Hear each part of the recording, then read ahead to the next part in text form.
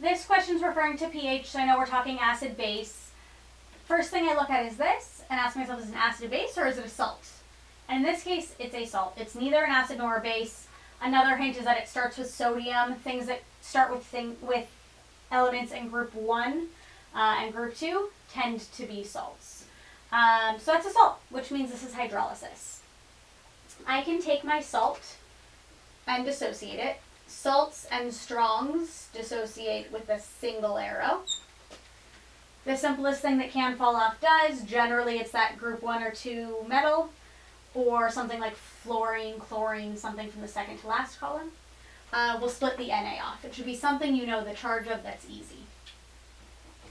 Na and HCO3 minus. These ions now, one of them might be a weak acid or a weak base. If you look on your chart, you'll see HCO3 as both an acid or a base. So knowing what to do with it can be a little tricky, but the pH they give me is above 7. So I know I must be working with a base. What I taught you in class, how I taught you in class to look at it, is look at how both of these ions test them against water.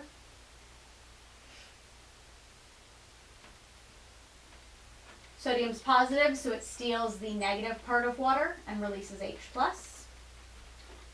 HCO3 is negative, so it steals the positive part of water, meaning the H, and releases OH minus. This is a strong base, so this reaction can never happen because it would dissociate right away. This is not strong is all I care about, so this reaction can happen. We release OH. We are basic. Either way, either from the pH or from testing the ions against water, we know we're dealing with something basic. I'm going to do a weak base problem. I'm going to erase to save myself some room. So, the HCO3 is the ion that ended up releasing hydroxide. That ion is what I'm going to do my weak base problem with. Weak bases, I add water. Use double arrows. The weak base steals an H. You can make it H2CO3 or HCO3H. It doesn't matter. Stealing an H from water leaves us with OH minus left over. I can do my ice chart. I don't care about water because it's a pure liquid, so it doesn't have a molarity. 0 plus X is X. 0 plus X is X. We don't have a molarity for HCO3, so call it something other than X.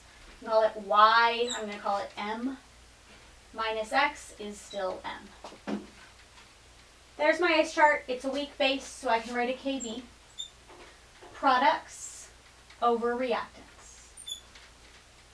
The Kb that I get for my chart, again, make sure you get a Kb value, not a Ka value. We're working with a base, so I have to use the Kb value for whatever I dissociated. Whatever weak thing I dissociated, not the salt. HCO3 is in both sections of the chart, but I'm getting its Kb value. 2.3 times 10 to the negative 8th is my X squared over M. All of that, I knew it was a base and was from NaHCO3. I haven't used any of the numbers that were given to me. From the pH, I know I can find my H+, which in acid problems, X represents our H+. But since we're dealing with the base, the X is going to be OH minus. I'm going to start then by doing pH minus, 14 minus pH.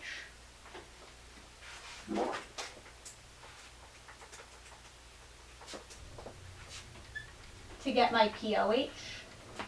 That way, when I do 10 to the negative POH, or 10 to the negative 3.8, I'll have my OH molarity, which is my X value. 1.58 times 10 to the negative 4th. Now that I have my X value, it can get plugged in, and I can solve for the molarity of the weak base that I used. So, coming over here, 2.3 times 10 to the negative 8th equals 1.58 times 10 to the negative 4th squared over molarity you can put over 1 and cross multiply. Squaring this number, and then ultimately dividing by 2.3 times 10 to the negative 8. I know that the molarity is 1.09. Molarity of what?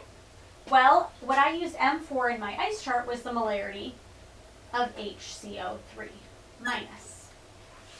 But going back to the dissociation of the salt, because it has a single arrow, I can use a ratio to go from the molarity of the weak base to molarity of the salt it was hiding in. So because of a 1-to-1, this is also the molarity of my NaHCO3. I now have the molarity of my NaHCO3. I also have the milliliters. I can find the moles and then the grams. So molarity equals moles over liters. My moles of the NaHCO3 are 0.273. Grams equals moles times molecular weight of NaHCO3. This molecular weight I should be using is 84 times 0.273.